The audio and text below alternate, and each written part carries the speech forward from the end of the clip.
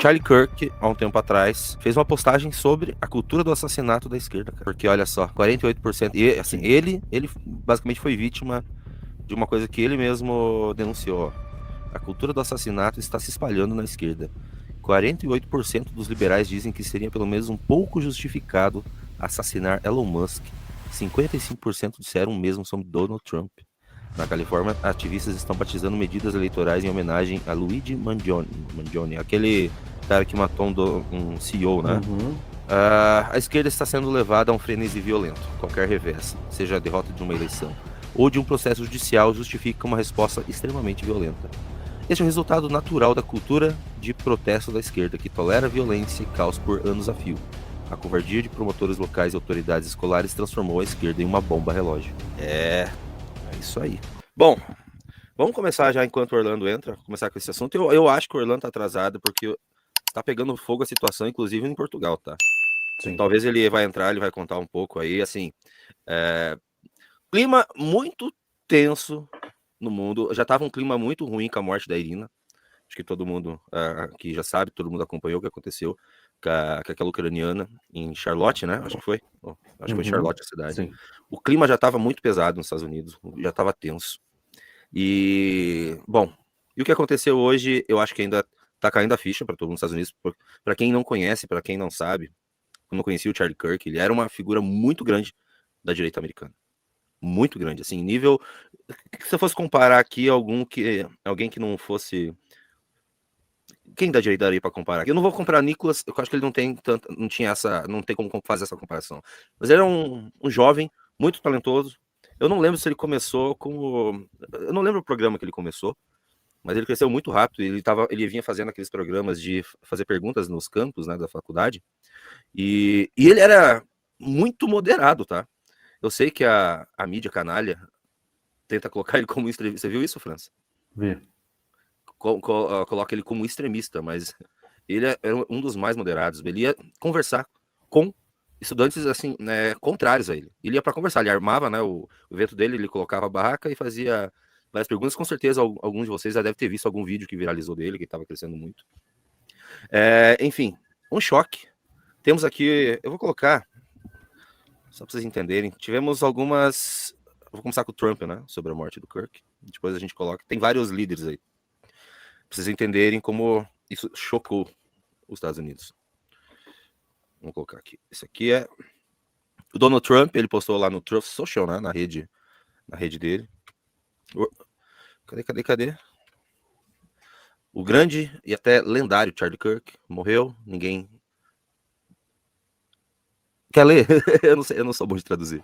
Você que é bom de O traduzir. grande e até legendário Charlie Kirk está morto. Ninguém entende ou ninguém entendeu ou Ninguém tem o entendeu, né, coração. o coração da juventude dos Estados Unidos como Ah, melhor que Charlie, né? ninguém teve um entendimento É. ou coração jovem nos Estados Unidos melhor do que o Charlie. Ele era amável e admirado por todos, especialmente eu, ainda agora não está mais entre nós. E aí só fala que ele e a esposa, manda um abraço para a esposa e a família do cara. Senhor França. Temos também, vi que o Barack Obama, né, também postou. Vamos ver o Barack Obama, o que ele falou. Aqui dá para traduzir. Ainda não sabemos o que motivou a pessoa que atirou, matou Charlie Kirk. Assim, não sabemos. Puta que pariu, né, velho? Mas Certamente foi alguém de direita que não gostava dele, né? Obviamente. esse tipo de violência desprezível não terá lugar em nossa democracia. Michelle e eu rezaremos pela família do Charlie essa noite, especialmente por sua esposa Erika e seus 2 filhos pequenos. Ele tinha, aí tá, né, 2 filhos pequenos, né, cara? Uhum. Pai muito Maldito jovem. porta-voz de direita que fala coisas que nos ativa a amígdala e acabamos matando ele, né? Algo nesse sentido, assim, só faltou colocar a culpa no cara, né? É um completo de um filho da puta. Ontem eu até estava vendo um vídeo de uma jornalista brasileira que é correspondente em Washington. E aí, dois caras esquerdistas perguntando para ela, né, como que era o Obama, tal, como que é o Trump, na questão pessoal, né, de relacionamento. E ela fala, cara, por incrível que pareça, o Obama era o mais escroto de todos, velho. Porque o Obama, a imagem dele de bom moço é totalmente construída. Então, eles não permitiam que nada saísse fora do controle deles em relação à imagem do Trump. Então, não tinha a possibilidade de perguntas diretas, a não ser que tivesse dentro do escopo do assunto discutido, ele era em si uma pessoa escrota, e o Trump é totalmente diferente, né? O Trump até reuniu copeiras da Casa Branca, jornalistas, para conhecer as pessoas pessoalmente e tal. Então, assim, é um baita de um escroto, né? Esse filho da puta aí, com perdão da palavra. Cinismo, né? Cinismo, porque eu acho que esse sentimento de tensão com o que está acontecendo, eu acho que preocupa, eu tenho certeza que está preocupando até mesmo a esquerda agora. Tanto que já vieram, os maiores líderes dos democratas já vieram prestar condolências, e essa declaração do Trump não foi das mais felizes, vamos concordar. Do Obama, né? Foi horrível, na verdade foi horrível. Sim. Porque, cara, a América vive um momento de tensão. Assim, eu em vida, talvez eu vi nos ataques de 11 de setembro, assim, sabe? E olha, falando nisso, amanhã é 11 de setembro, né? Sim. Mas uma questão muito distinta, né, velho? Porque 11 de setembro era justamente um grupo terrorista vinculado a nações inimigas, né? Então é algo, tipo, que você não espera o fato, mas você espera de quem vem, né? Já necessariamente ali no ataque contra ele, é um negócio que a gente sente o clima piorando com o tempo, mas quando acontece é bem foda, né? Porque, querendo ou não é algo esperado dentro da tua própria casa, digamos assim. Olha só. Cadê? Acho que aqui. De qualidade não, de importância, digamos assim, né? São Olha só. assuntos que são bons de serem discutidos. Charlie Kirk, há um tempo atrás, fez uma postagem sobre a cultura do assassinato da esquerda, cara. Porque, olha só, 48%. E, assim, ele basicamente foi vítima de uma coisa que ele mesmo denunciou. Ó. A cultura do assassinato está se espalhando na esquerda. 48% dos liberais dizem que seria pelo menos um pouco justificado assassinar Elon Musk. 55% disseram o mesmo sobre Donald Trump. Na Califórnia, ativistas estão batizando medidas eleitorais em homenagem a Luigi Mangione, aquele cara que matou um CEO, né? Sim, CEO de uma indústria de seguros. A esquerda está sendo levada a um frenesi violento. Qualquer revés, seja a derrota de uma eleição ou de um processo judicial, justifica uma resposta extremamente violenta. Este é o resultado natural da cultura de protesto da esquerda, que tolera violência e caos por anos a fio. A covardia de promotores locais e autoridades escolares transformou a esquerda em uma bomba relógio. É isso aí. E a gente não pode, França. A gente aqui no Brasil, a gente já faz um paralelo bem rápido, né? Sobre tudo que acontece, porque assim, a gente só tá vendo vítimas de atentados, né? De assassinatos e tentativa de assassinato com figuras da direita. Por enquanto, né? Porque, assim, a partir do momento que você tem um assassinato tão chocante dentro de uma universidade, e o principal líder da esquerda norte-americana, o Obama, ele vem e meio que. Ali não é nem uma condolência pro cara, né? É tipo assim, ó, a culpa não é minha. Cara, isso aí vai gerando um clima de revanchismo gigantesco, né? Então, assim, cara, eu acho que o fosso de distância entre esses dois grupos, mais a direita e mais a esquerda, ele tá abrindo cada vez mais, e na própria direita há uma radicalização, né?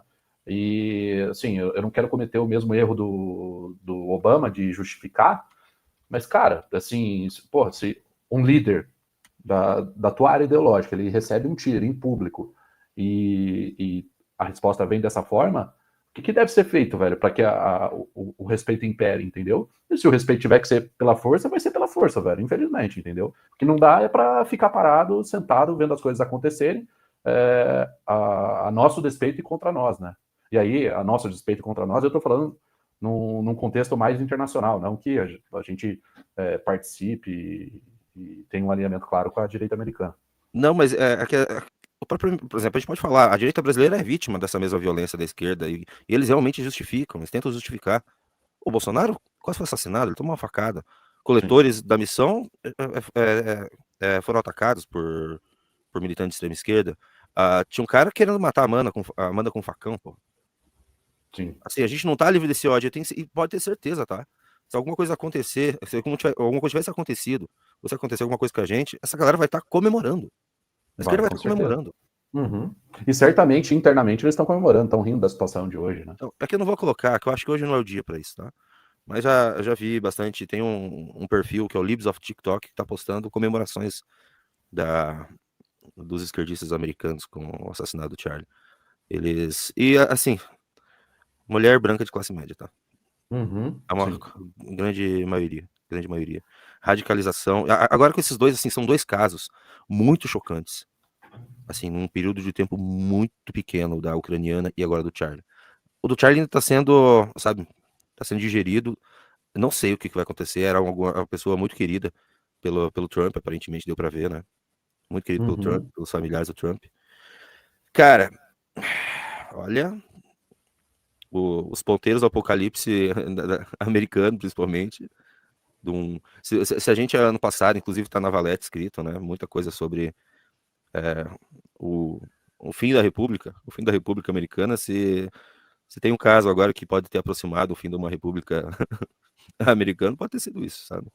Eu não sei Sim, ainda quais serão, porque assim, existe um sentimento do Franz, eu passo para você, ver se você talvez concorde comigo, você entenda da mesma forma que eu. Todo esse tempo que a direita tem sido tratada como vilã e essa cultura de violência contra a direita, a pressão foi aumentando, aumentando, aumentando, e sempre esperando assim, um dia vai ter volta, um dia vai ter volta, um dia vai ter volta. Esse caso da Irina aumentou muito a pressão, muita pressão, e agora esse caso do Charlie pode ter alguma consequência um pouco maior. Você acha que existe sentimento? Parece que tem um gatilho apontado, sabe? Parece Sim. uma arma engatilhada nas questões políticas, nas tensões políticas nos Estados Unidos, para estar prestes a ser estourada, sabe? Cara, eu acho que é um pequeno fio, assim, sabe? Que é de.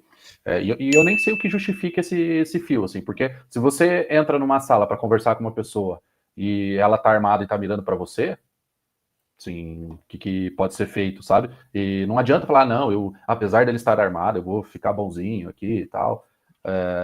Então, assim, eu sou novo no Twitter, né? Até 2 meses atrás eu não tinha Twitter.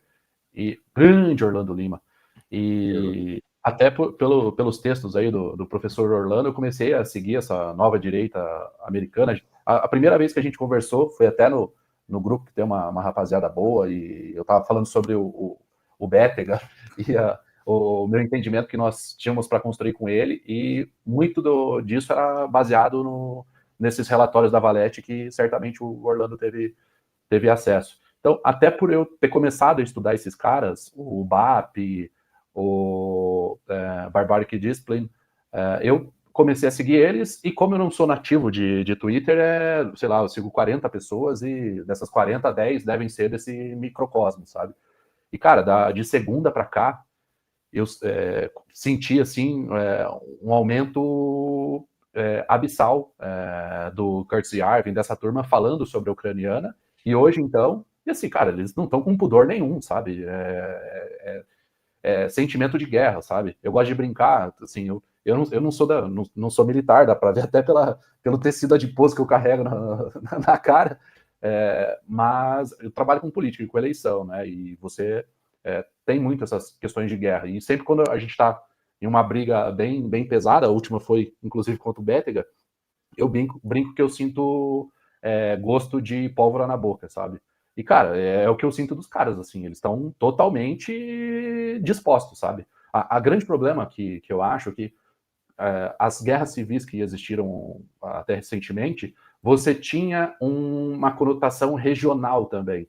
Ou seja, tal grupo lutando contra outro grupo, só que eles estão em regiões distintas. Como que você vai fazer isso agora nos Estados Unidos, velho? Com tudo misturado, sabe? Eu acho que é até uma boa provocação pro Orlando entrar no debate aí. Boa noite, Orlando. Eu tenho certeza que você tem muito a falar sobre o assunto. O microfone está contigo. Boa noite a todos, boa noite, audiência. Peço desculpa já para meus amigos, o Luiz Felipe França, o Junito. O Junito, inclusive, fez a barba, fez o cabelo, está bonito hoje, está bem arrumado, tomou banho. Tudo isso conta também. Eu falei isso exatamente antes de começar a live. Porra, cara, tá com o cabelinho brilhando. Tá, ele tomou banho.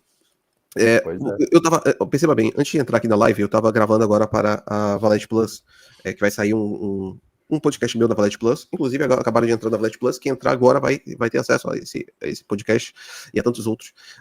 E antes de gravar esse podcast, eu estava em uma chamada com alguns amigos daqui da direita europeia, né? Estávamos falando sobre esse cenário. É um cenário que já estamos há algum tempo vendo, discutindo, debatendo, porque é um cenário muito difícil. O nosso cenário atual é o seguinte: pensem que nós temos semelhanças com outros períodos históricos de ruptura, mas também temos nossas particularidades. E essas particularidades não fazem crer que a ruptura deixará de acontecer. Pelo contrário, levam a crer que ela acontecerá de fato.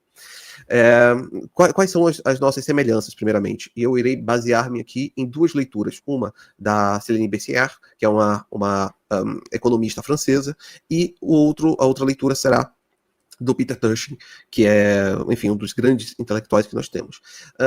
A Céline Bercier, ela fez um trabalho no livro The Gender of Capital, em que ela consegue buscar e demonstrar como que a nossa economia atual está muito próxima, muito semelhante àquela da virada do século XIX para o século XX, né?